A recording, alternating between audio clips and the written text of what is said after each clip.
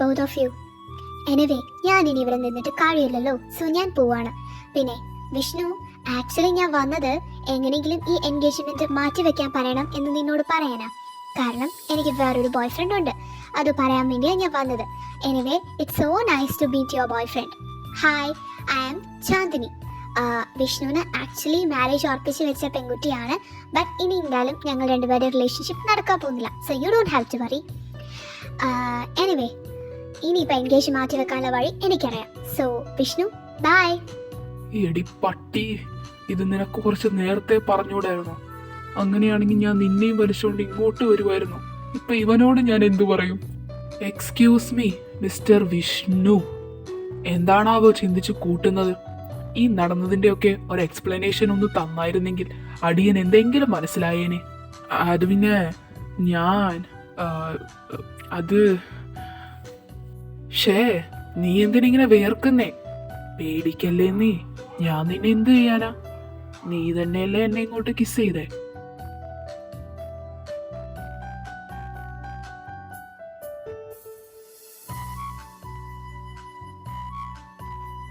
ഞാൻ നിന്റെ ബോയ് ഫ്രണ്ടാ? എപ്പോഴാ വിഷ്ണു ഞാനറിയാണ്ട് ഞാൻ നിന്റെ ബോയ് ഫ്രണ്ട് ആയത്?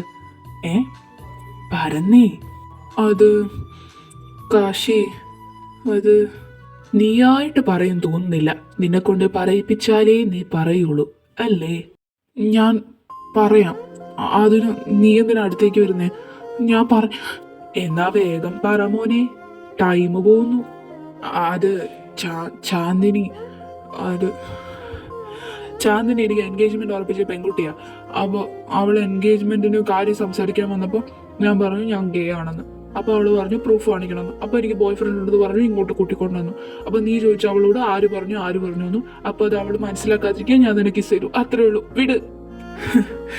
പതിയെ പറഞ്ഞാ മതി, എനിക്ക് മനസ്സിലാവും. നീ ട്രെയിന് പോകുന്ന പോലെ എങ്ങോട്ടാ? അപ്പോ കല്യാണത്തിന് ഒഴിവാകാൻ വേണ്ടി കള്ളം പറഞ്ഞതാണല്ലേ? ഞാൻ വിചാരിച്ചു.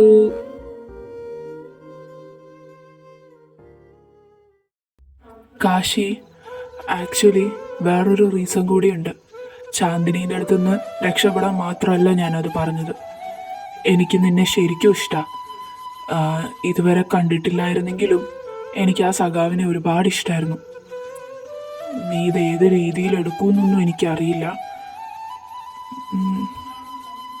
Actually I am a gay. അപ്പം അങ്ങനെയാണ് കാര്യങ്ങൾ. ഞാൻ നിന്നെ കളിയാക്കാൻ ചെയ്യുന്നതാന്ന് ഞാൻ നിന്നോട് പറഞ്ഞായിരുന്നോ? ഞാൻ നിന്നോട് ഇങ്ങനെ കാണിക്കുന്നൊക്കെ ഫണ്ടിന് വേണ്ടിയാന്ന് പറഞ്ഞായിരുന്നോന്ന്? ഇല്ല, പറഞ്ഞില്ല. എന്നാലും അങ്ങനെയായിരുന്നെങ്കിലേ നീ എന്നെ കിസ് ചെയ്ത സമയത്ത് നിന്റെ ചെള്ള നോക്കി അടിക്കാൻ എനിക്ക് അറിയാഞ്ഞിട്ടല്ല വിഷ്ണു. നീ കിസ് ചെയ്ത സമയത്ത് നീ എത്രത്തോളം അത് ആസ്വദിച്ചു, അതിനേക്കാൾ അപ്പുറം ഞാനും അത് ആസ്വദിച്ചു. ഞാൻ നിന്നെ ഇങ്ങനെ പിടിച്ചു നിർത്തുന്നൊക്കെ നിന്റെ അടുത്ത് വരാനും നിന്നോട് മാക്സിമം സമയം ചെലവഴിക്കാനുമാ. എനിക്കെന്താ പറ്റിയെന്നൊന്നും അറിയില്ല. പക്ഷേ നീയാണ് വിച്ചു അല്ലെങ്കിൽ നീയാണ് രണ്ടും എന്നറിഞ്ഞ സമയത്ത് തൊട്ട് ഐ ഡോണ്ട് നോ, എനിക്ക് നിന്നോടുള്ള ഫീലിങ്സിന് എന്തോ ഒരു മാറ്റം വന്നിട്ടുണ്ട് വിഷ്ണു. കാശി, നീ ശരിക്കുമാണോ പറയുന്നേ? അല്ലടാ, ഞാൻ ഇത്രയും സീരിയസ് ആയിട്ട് നിന്നെ പ്രാങ്ക് ചെയ്യാൻ പറഞ്ഞതാ. ദേ വിഷ്ണു, സീരിയസ് ആയിട്ട് ഒരു കാര്യം പറയുമ്പോൾ കളിക്കല്ലേ. ഞാൻ കളിച്ചതൊന്നുമല്ല, സീരിയസ് ആയിട്ട് ചോദിച്ചതാ. എനിക്ക് വിശ്വസിക്കാൻ പറ്റുന്നില്ല. ഓ ആണോ? കുട്ടിക്ക് വിശ്വസിക്കാനാണോ ബുദ്ധിമുട്ട്? അതൊക്കെ ഞാൻ വരുത്തിക്കോളാം. ഇയാള് പോടോ കളിയാക്കാതെ. എനിക്ക് വിശ്വസിക്കാനൊന്നും പറ്റുന്നില്ല. ദേ കാശി, ചുമ്മാ എന്നെ പറ്റിക്കാനാണെങ്കിൽ ഉണ്ടല്ലോ. പറ്റിക്കാനല്ല, ഒരിക്കലും പറ്റിക്കാനല്ല. Kashi, I love you. I love you too, Vishnu. I love you so much.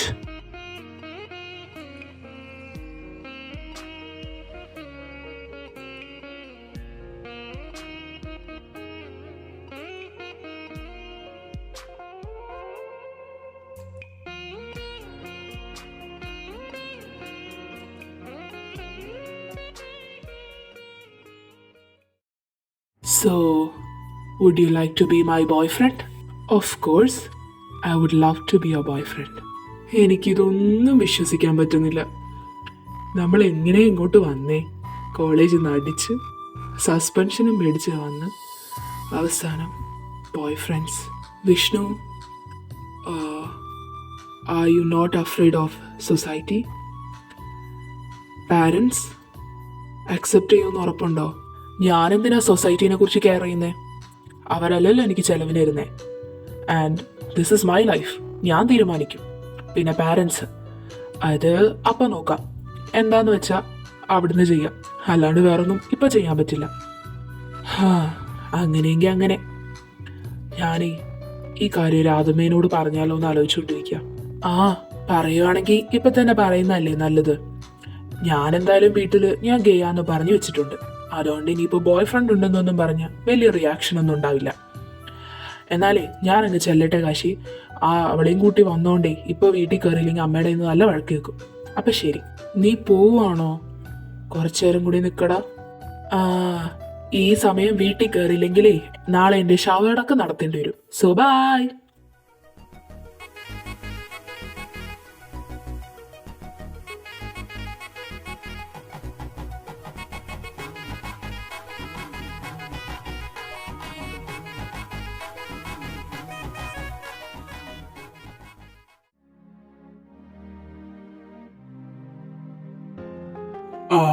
മോനെ കാശി, നീ ഞങ്ങള് പറഞ്ഞ കാര്യത്തിനെ കുറിച്ച് ആലോചിച്ചായിരുന്നോ? അതിനെക്കുറിച്ച് എനിക്ക് ഒരു കാര്യം പറയാനുണ്ട്. അമ്മ ഇവിടെ ഇരിക്കേ. ഇതെന്ത് മറിമായും? നീ എന്തിനാടി ഇരിക്കാനൊക്കെ പറയുന്നേ? അത്രയ്ക്ക് സീരിയസാ? കുറച്ച് സീരിയസ് കാര്യ. നിങ്ങളിത് എങ്ങനെ എടുക്കൂന്നൊന്നും എനിക്കറിയില്ല. പക്ഷേ ഐ ആം എ ഗേ. അമ്മേ, അച്ഛാ, എനിക്ക് പെൺകുട്ടികളോട് താല്പര്യമില്ല. എനിക്ക് ആൺകുട്ടികളെയാ ഇഷ്ടം. ഓ, ഇത്രേ ഉള്ളോ? ഇതാണോ നിന്റെ ആന കാര്യം? അങ്ങനെയാണെങ്കിൽ വല്ല നല്ല ചെറുക്കനെ നോക്കി കെട്ടിക്കണം, അത്രല്ലേ ഉള്ളൂ. നിങ്ങളെന്താ ഇങ്ങനെ പറയുന്നേ? നിങ്ങൾക്ക് എന്നോടൊന്നും തോന്നുന്നില്ലേ? അറപ്പോ വെറുപ്പോ അങ്ങനെയൊന്നും? അറപ്പും വെറുപ്പും നിന്നോട്. നീ അത് പറഞ്ഞപ്പോ ഒരു കാര്യം മറന്നുപോയി കാശി.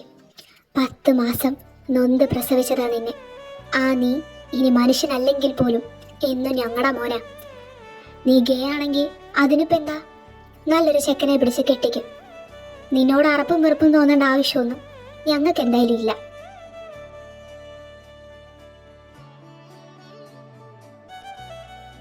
അമ്മേ, ഞാൻ അങ്ങനെ ഉദ്ദേശിച്ച് പറഞ്ഞതല്ല. നിങ്ങളിത് എങ്ങനെ എടുക്കുമെന്ന് എനിക്ക് അറിയില്ലായിരുന്നു. അതുകൊണ്ടാണ് ഞാൻ അങ്ങനെ പറഞ്ഞു. I M so lucky. Thank you for understanding me. നീ ഇനി സെന്റി അടിക്കൊന്നും വേണ്ട. പറ മോനെ, പറ, ആരാ ചെക്കൻ? വേറെ ആര്? നമ്മുടെ വിഷ്ണു അല്ലടാ മോനെ കാശിനാഥ.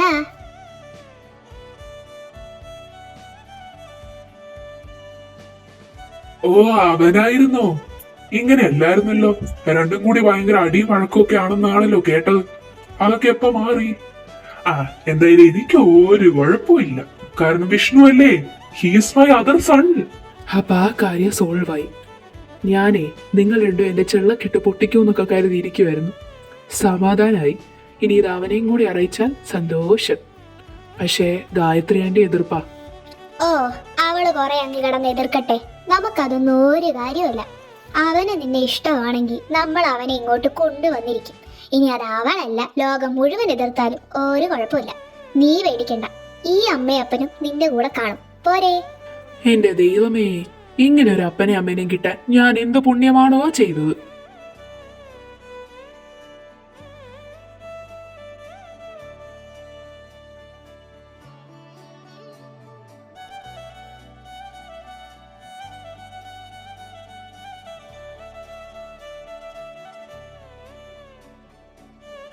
രാധമ്മേ, ഇതെവിടെ പോയി? കാശി ഉണ്ടോ ആവോ? വിളിച്ച് കൂവണ്ടട ചെറുക്ക. രാധമ്മയൊക്കെ ഇവിടെ തന്നെ ഉണ്ട്. എന്താ മോനെ ഇവിടെ കിടന്നൊരു ചുറ്റിക്കളി? കാശീനെ തപ്പിയാണെങ്കിൽ അവൻ മുകളിലുണ്ട്. ചുറ്റിക്കളിയോ? എനിക്കെന്ത് ചുറ്റിക്കളി? ഞാൻ ചുമ്മാ വന്നതാ. മുകളിലുണ്ടായിരുന്നില്ലേ? അതേ വരുന്നുണ്ട്.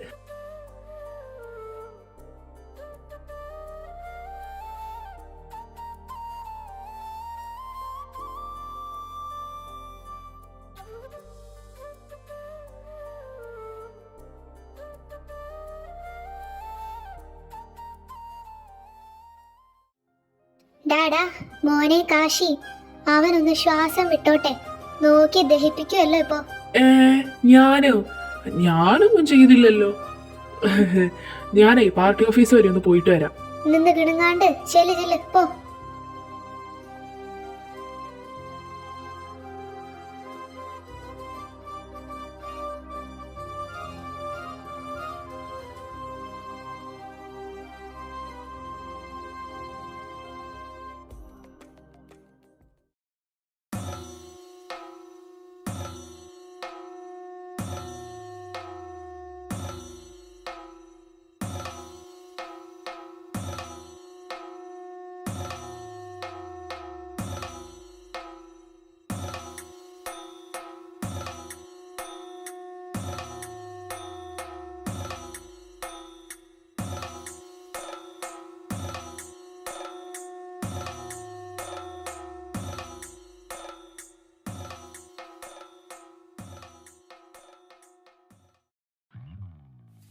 ഓയ് സഖാവേ, കൊള്ളാലോ, മുണ്ടൊക്കെ എടുത്തപ്പോ ലുക്കായല്ലോ.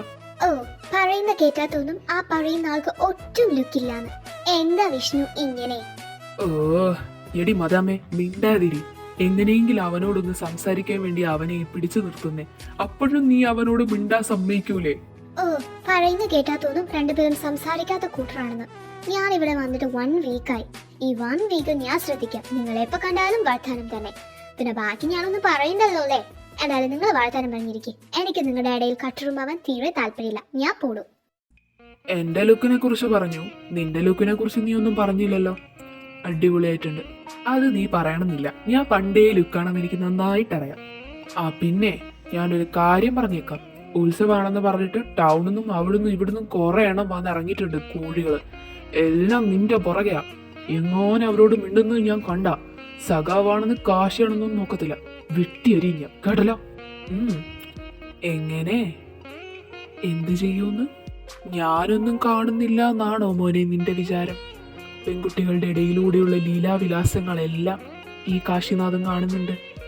നീ വീട്ടിലേക്ക് വാ, അതിനുള്ളത് ഞാൻ വേറെ തരാം. ഇപ്പൊ ഞാനൊന്നും പറയാത്തത് മൂട് കളയണ്ടെന്ന് വിചാരിച്ചിട്ടാ, കേട്ടോ? അത് കൊള്ളാം. ഞാനൊന്നും ചെയ്തില്ലല്ലോ. അവരെന്നോട് ഫോട്ടോ എടുത്തു തരാൻ പറഞ്ഞു. ഞാൻ അവർക്ക് ഫോട്ടോ എടുത്തു കൊടുത്തു. കുറച്ച് അവരുടെ കൂടെ ഫോട്ടോയും എടുത്തു. അത്രയല്ലേ ഞാൻ ചെയ്തുള്ളൂ. നീ അത്രയേ ചെയ്തുള്ളൂ. Baby, you have to understand one thing. Jealous Kashinathan is dangerous മോനെ. നീയേ എല്ലാം കഴിഞ്ഞിട്ട് എൻ്റെ റൂമിലേക്കൊന്ന് വരണം കേട്ടോ. അവിടുന്ന് തരാം.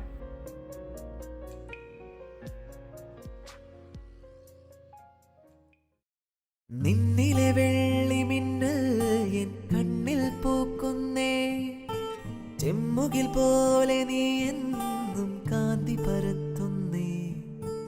ഉമ്മകൾ നൽകുവാനായി തെന്നൽ പൊതിയുന്നേ, ലോകം മുഴുവൻ അഴകേ നിൻ മുന്നിൽ നമിക്കുന്നേ.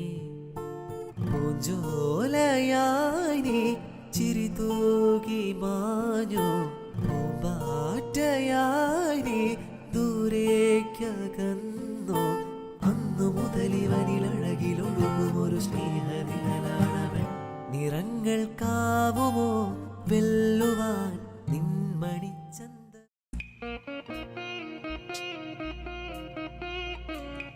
ദേ കാശി, വേണ്ട. നീ മുറിയിലേക്ക് വരാൻ പറഞ്ഞത് ഇതിനാണോ? നോക്ക്, ഉത്സവമല്ലേ, എല്ലാവരും വന്നിട്ടുണ്ട്. എപ്പോൾ മുറി കയറി വരും, ഇറങ്ങിപ്പോവും, ഒന്നും പറയാൻ പറ്റില്ല. ആരെങ്കിലും കണ്ട പ്രശ്നമാവും. വിട് കാശി, കാണട്ടെ, എല്ലാവരും കാണട്ടെ. എനിക്ക് ഒരു പ്രശ്നമില്ല. ആരെങ്കിലും ചോദിച്ചാൽ ഞാൻ പറയും എൻ്റെ ചെക്കനാണെന്ന്. നീ പോയടാ. ഞാൻ നിന്നെ അവിടെ പിടിച്ചു നിർത്തിയ എന്തിനാന്ന് നിനക്കറിയാലോ.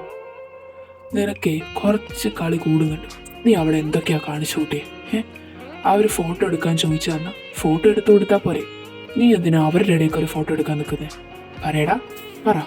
അത് പിന്നെ ഒരു ചുമ്മാ ഒരു രസത്തിനെടുത്തതല്ലേ. ഞാൻ അറിഞ്ഞു നീ അവിടെ കിടന്നതൊക്കെ കാണുന്നുണ്ടെന്ന്. ഓ, അങ്ങനെയാണോ? അപ്പൊ ആ പെങ്കുച്ചിന്റെ നമ്പർ മേടിച്ചതോ? അതോ മോനെ? അത് അവള് നമ്പർ ചോദിച്ചതല്ല, ഇൻസ്റ്റ ID ചോദിച്ചതാ. ഫ്രണ്ട്സായി. അപ്പൊ മെസ്സേജ് അയക്കല്ലോ എന്ന് കരുതിയിട്ട് ചോദിച്ചതാ. അല്ലാണ്ട് വേറൊന്നുമില്ല. ഞാൻ നമ്പർ ഒന്നും കൊടുത്തിട്ടില്ല. നീ പോയേ. നോക്ക്, നീ ആർക്ക് നമ്പർ കൊടുക്കുവോ കൊടുക്കാതിരിക്കുവോ അതൊന്നും എന്നെ ബാധിക്കുന്ന കാര്യമില്ല. But remember one thing, you are mine, only mine. ഈ വിഷ്ണു ഈ കാശിനാഥിനുള്ളതാ. മനസ്സിലായല്ലോ? മനസ്സിലായി. സോറി, ഇനി ഇങ്ങനെ ചെയ്യൂല. സാരില്ല, ചെയ്യാതിരുന്നാ നിനക്കോ കൊള്ളാം കേട്ടോ.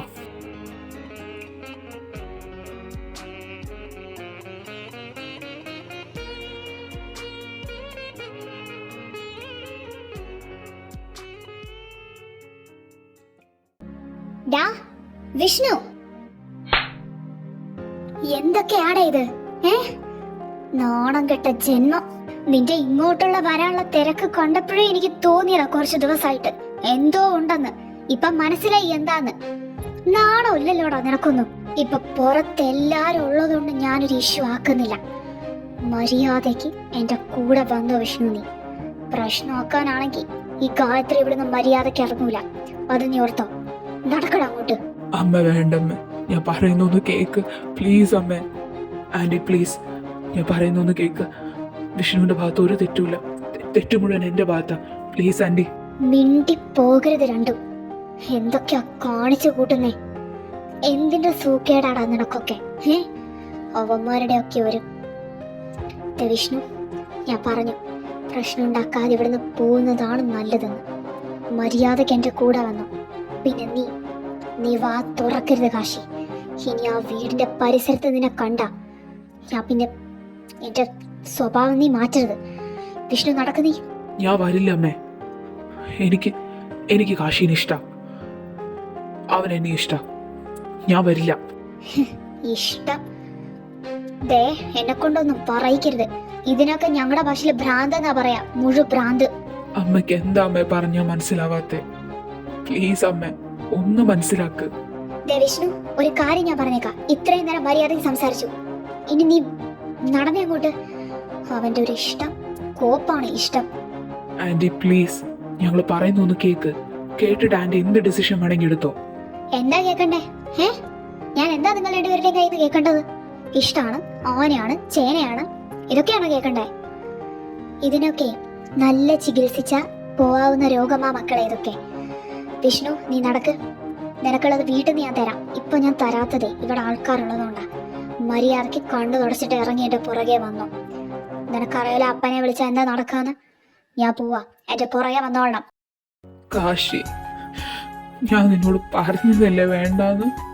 ഇല്ലടാ, ഒന്നും ഉണ്ടാവില്ല. ഞാനില്ലേ നിന്റെ കൂടെ. നിന്റെ കാശിയില്ലേ? നീ ഇപ്പൊ തൽക്കാലം അമ്മയുടെ കൂടെ ചെല്ല്. നിന്നെ എവിടെ കൊണ്ടുപോയി പൂട്ടിയിട്ടാലും ഈ കാശി എത്തും നിന്നെ കൊണ്ടുപോവാൻ. പേടിക്കണ്ട.